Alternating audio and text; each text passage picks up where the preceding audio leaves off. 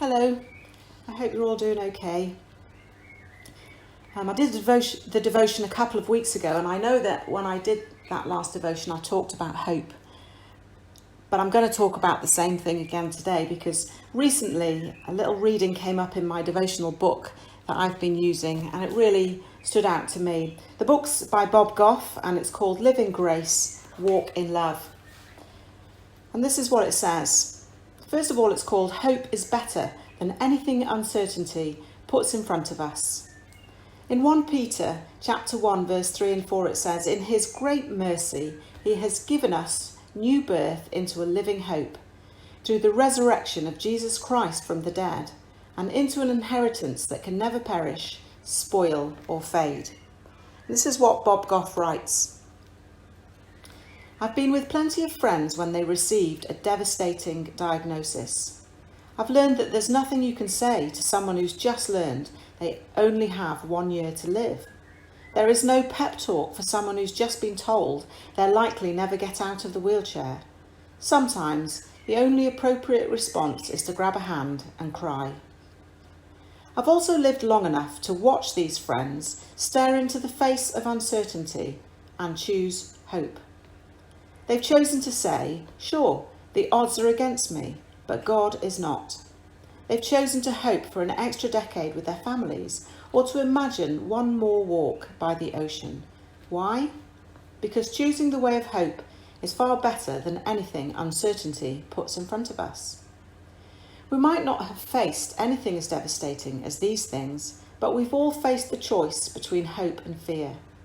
Whether it's questions about what exactly will happen when we pass away, or uncertainty about whether we'll find love in our lives down the road, we've had to face the unknown. But when we stand at this intersection, fear tries to shrivel our hearts and shrink us down. Hope is the opposite though. It swells our hearts and makes us expand. Hope restores the life fear tries to steal. Yesterday already happened, and tomorrow isn't here yet. We only have today. We've got people to encourage and another huge invitation to live life to the full. We can either wring our hands about what we don't know, allowing fear to take over the moment, or we can choose hope and let love reign. The path is yours and mine to choose every day.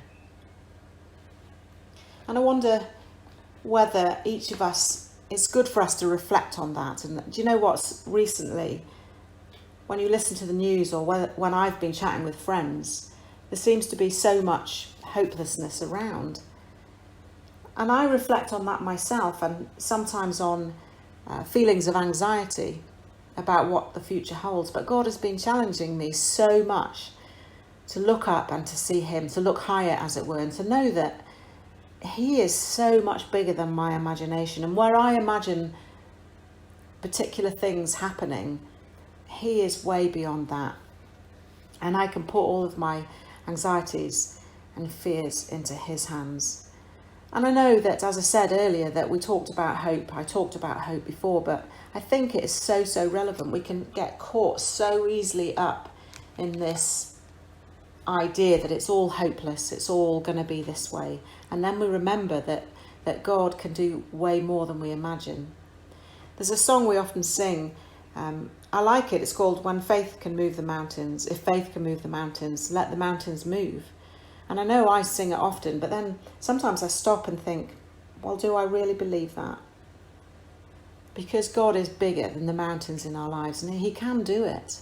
So I think we should keep on standing on his promises, keep on praying for the things that we may wonder whether and when the prayers will be answered. Keep on persevering in that and keep on living in hope. So as it says again at the end, we can either wring our hands about what we don't know, allowing fear to take over the moment, or we can choose hope and let love reign. The path is yours and mine to choose every day. I pray that as this week goes on, we'll choose hope. And as we choose hope, it'll encourage us to reach out to people, to encourage one another and to show love in a practical and real way as God calls us to do. Thank you.